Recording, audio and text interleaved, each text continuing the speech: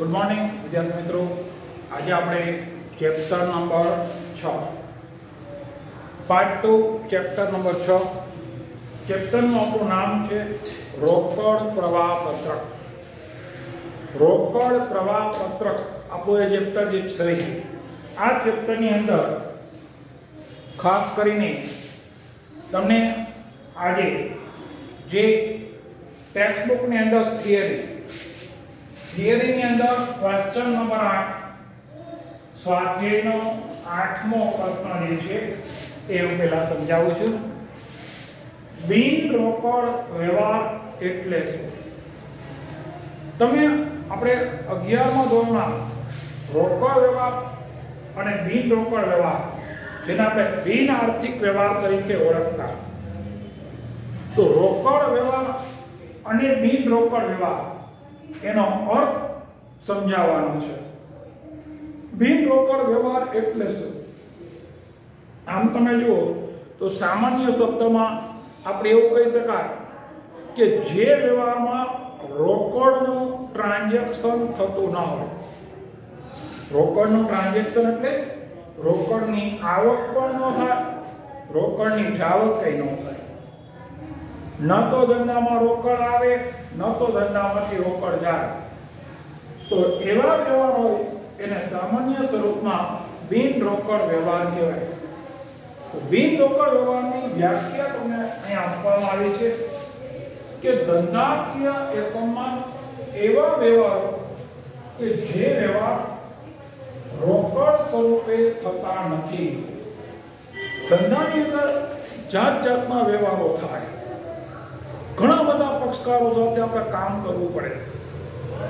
તો જ્યારે તમે અલગ અલગ પક્ષકારો સાથે કામ કરો છો ત્યારે એમાં અમુક વ્યવહાર એવા હોય છે કે જે રોકડ સ્વરૂપે કરવા પડે, તો અમુક વ્યવહાર એવા હોય છે કે જે રોકડ સ્વરૂપને બદલે બિન રોકડ સ્વરૂપે થતા હોય છે।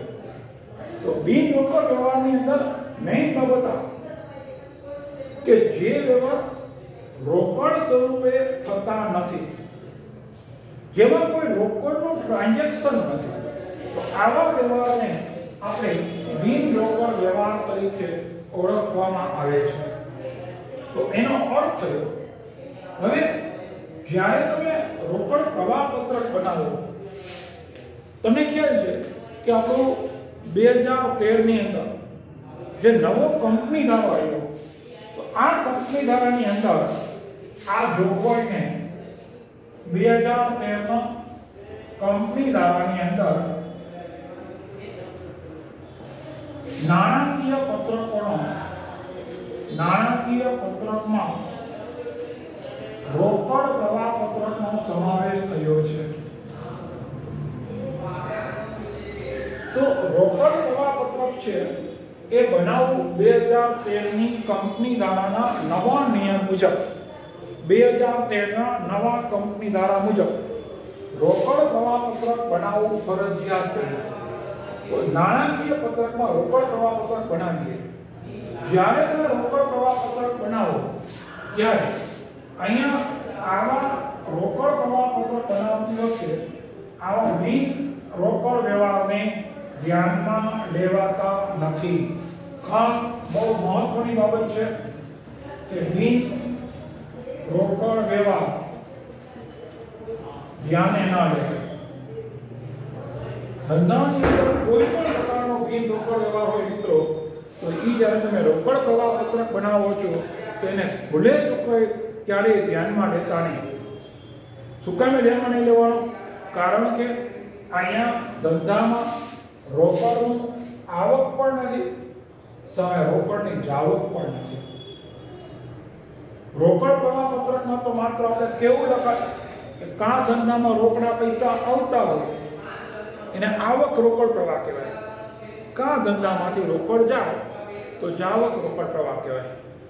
તો રોકડની આવક કે રોકડની જાવક હોય તો જ એને ધ્યાનમાં લેવાય, જ્યારે બિન રોકડ વ્યવહારમાં આ જોવા મળતું નથી।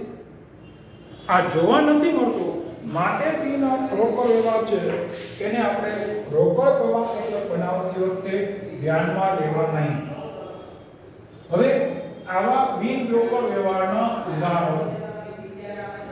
ઉદાહરણોમાં પહેલું ઉદાહરણ આપણે એવું આપ્યું છે, માંડી વાળે મિલકત પર ઘસારો. તમે કોઈ પણ માંડી વાળે મિલકત હોય, યાદ રાખજો, જમીન, મકાન, યંત્રો, સાધનો, વાહનો, ફર્નિચર, આવી કોઈ પણ મિલકત હોય એના પર તમે માંડી વડે ઘસારો. તો પહેલા તો મિત્રો તમને ખ્યાલ હોવો જોઈએ ઘસારો એટલે શું. તમારા મનમાં પ્રશ્ન થવો જોઈએ કે ભાઈ ઘસારો દર વખતે આપણે વાર્ષિક હિસાબ બનાવો ત્યારે ઘસારો શબ્દ વાપરીએ છીએ. તમને બધા લોકોને ઘસારાની અસર કેમ આપવી એ તમને આવડે છે કે જે તે મિલકત હોય એમાંથી એનો ઘસારાની કિંમત બાદ કરો અને ઘસારાની બીજી અસર નફા નુકસાન ખાતાની અંદર ઉધાર બાજુ આપો છો. પણ ઘસારો એટલે શું અને ઘસારાની શા માટે જોગવાઈ કરવી પડે, આ બે બહુ મહત્વના પોઈન્ટ છે. આ બે વસ્તુ તમને બરાબર સમજાવી દે. તો ઘસારો એટલે પેલા શું? ઘસારાનો અર્થ એવો થાય છે કે કોઈ પણ મિલકત હોય એ મિલકતનો તમે જેમ ઉપયોગ કરો, જેમ મિલકતનો ઉપયોગ કરો એ મિલકતની કિંમત છે ને એ ઘટતી જાય. તો એના સંદર્ભમાં ઘસારાની વ્યાખ્યા આપી છે પ્રોફેસર કાર્ટર. ઘસારાની વ્યાખ્યા આપનાર કોણ છે મિત્રો? Professor Carter. પ્રોફેસર કાર્ટરે એમ કીધું છે કે મિલકતના ક્રમશઃ ઉપયોગના પરિણામે, મિલકતના ક્રમશઃ ઉપયોગના પરિણામે મિલકતની કિંમતમાં જે ઘટાડો થાય એ ઘટાડાને ઘસારો કહેવાય. તમે કોઈ પણ મિલકતનો જેમ ઉપયોગ કરો એમ એની વપરાશનું મૂલ્ય છે એ વધતું જાય.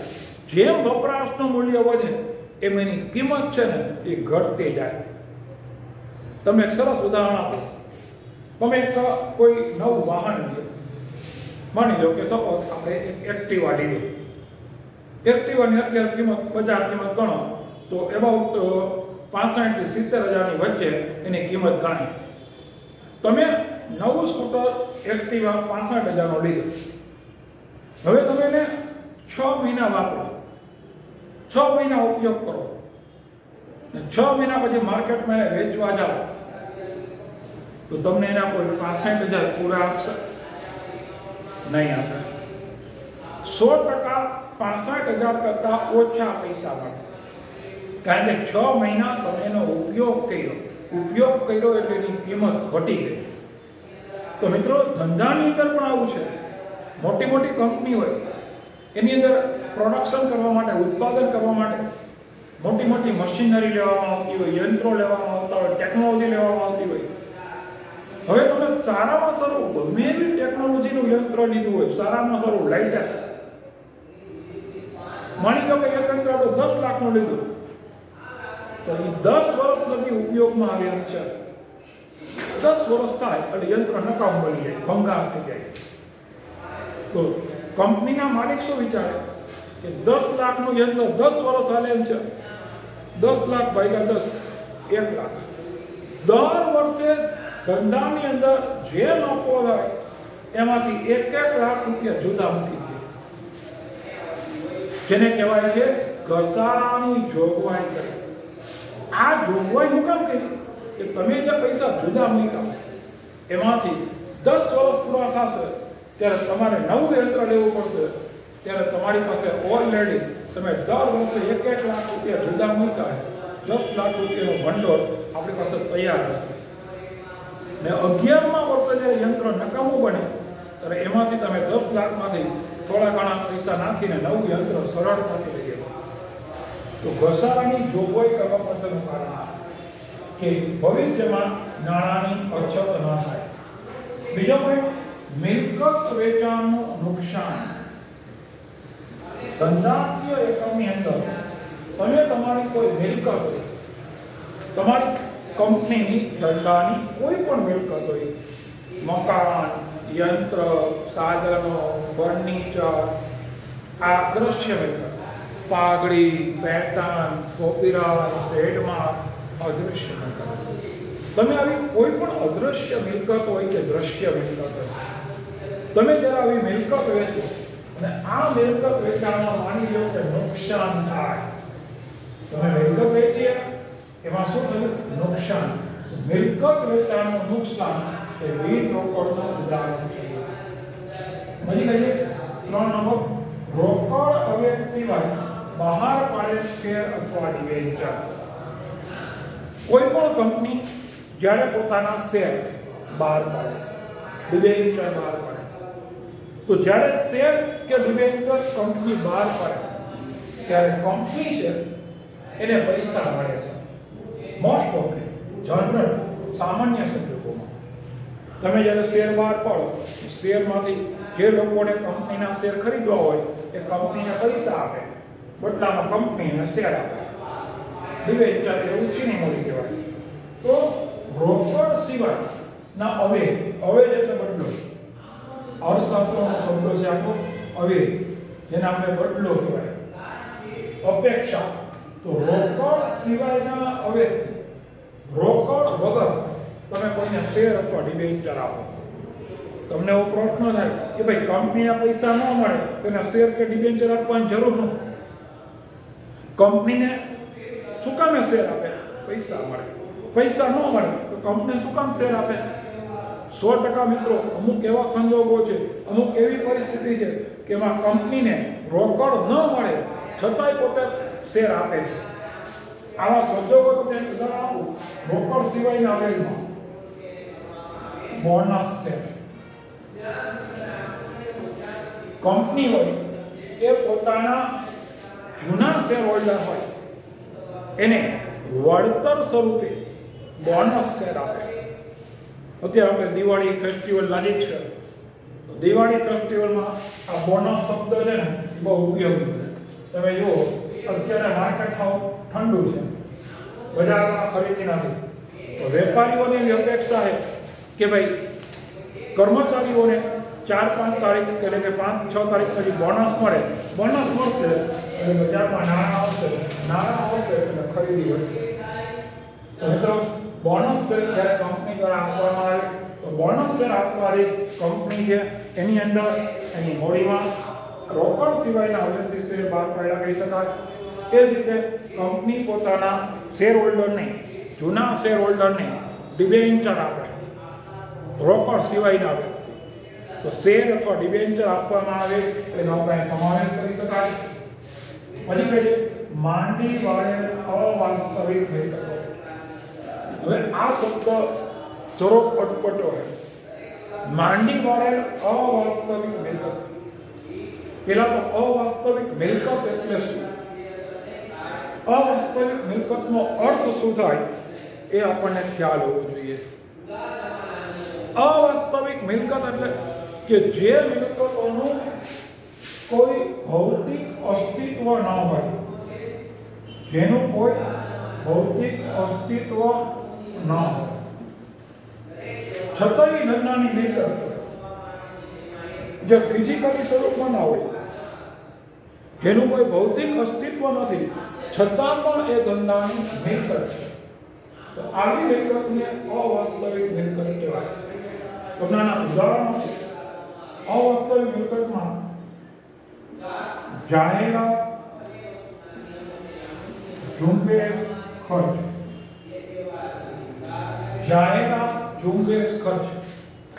કોઈ પણ કંપની જ્યારે નવી શરૂ થાય ત્યારે માર્કેટની અંદર એની એક પ્રકારની ઇમેજ બનાવવાની હોય, પ્રતિષ્ઠા બનાવવાની હોય, એનું વેચાણ વધે એના માટે કંપની શરૂઆતમાં પુષ્કળ જાહેરાતો કરે.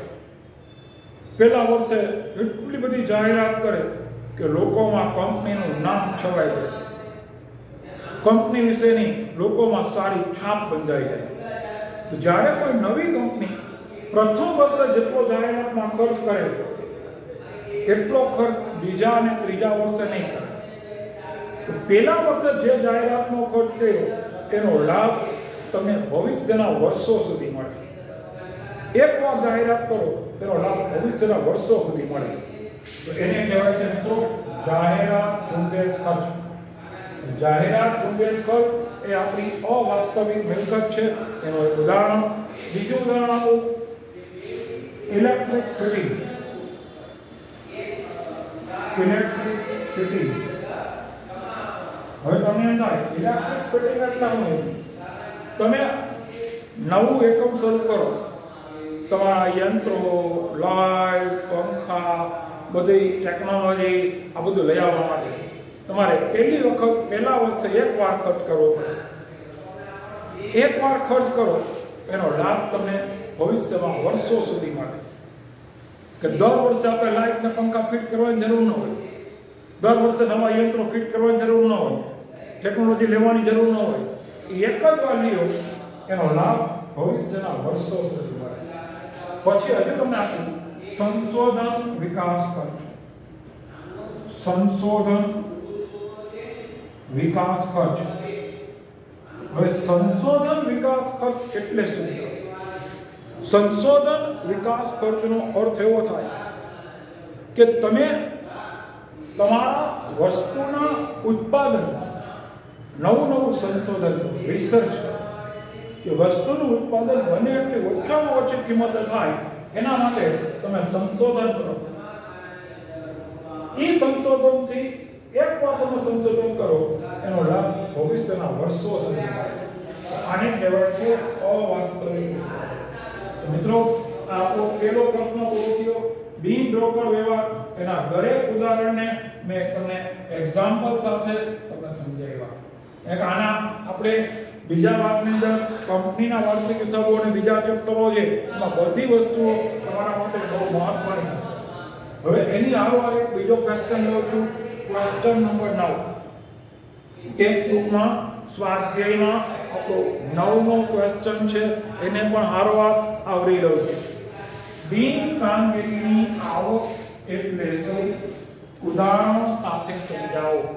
તમને 4 માર્કની અંદર 2 માર્કની અંદર આવા પૂછી શકે અને ઉદાહરણ સાથે પૂછે તો 2 ક્વેશ્ચન આવા મૂકીએ. કારણ કે આપણે જાણો છો કે આ વખતે 30% કોર્સમાં શું આવશે ને શું નહીં આવે એના વિશે કન્ફ્યુઝન છે. એટલું ફાઇનલ છે કે આટલા દાખલાઓ નહીં આવે. આટલા એ આપણે મેં તમને લખાવી દીધા કે આ ચેપ્ટરમાંથી કયા દાખલાઓ નહીં આવે. કામગીરી પ્રવૃત્તિ, નાણાકીય પ્રવૃત્તિ અને દાખલાઓ નથી આવવાના. દાખલાઓ ગણાવી એ માત્ર ને માત્ર રોકાણની પ્રવૃત્તિ, પણ થિયરી બધી જ કરવાની. અને આ વખતે થિયરી પૂછવાના ચાન્સીસ આ ચેપ્ટરમાં વધી જાય છે. માટે આ ચેપ્ટરમાં થિયરીનું મહત્વ ખૂબ વધે છે. તો હવે આપણે બિન કામગીરીની આવક કોને કહેવી? ધંધાકીય એકમની અંદર આવક 2 પ્રકારની. એક કામગીરીની આવકો હોય